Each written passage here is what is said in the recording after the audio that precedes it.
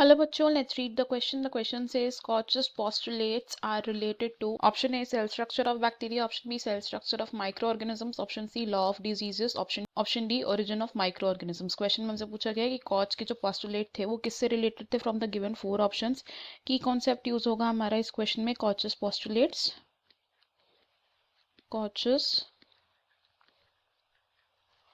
कॉचस postulates, ये postulates किसने दिए थे? They were given by Robert Koch. और रॉबर्ट कॉच को क्या बोला जाता है? He is called as the father of medical microbiology.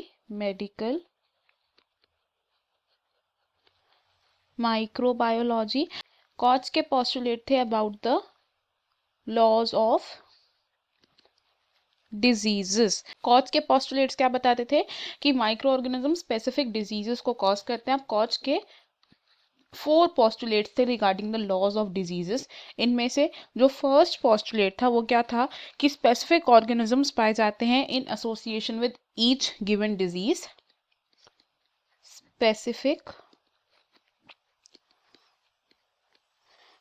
microorganism can be found in association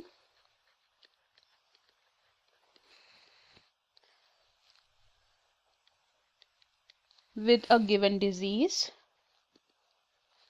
यानी कि हर डिजीज के साथ एक माइक्रो ऑर्गेनिज्म एसोसिएटेड हो सकता है.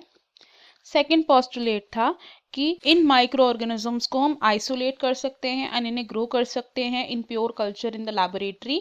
These microbes can be isolated and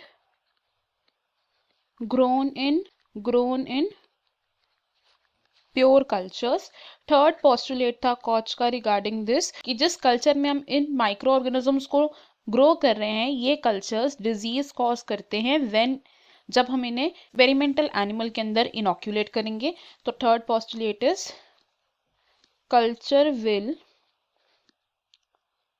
cause disease when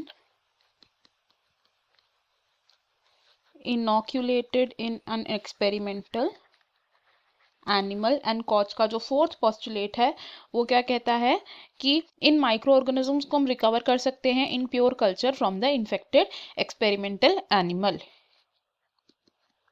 microbes can be recovered in pure culture form from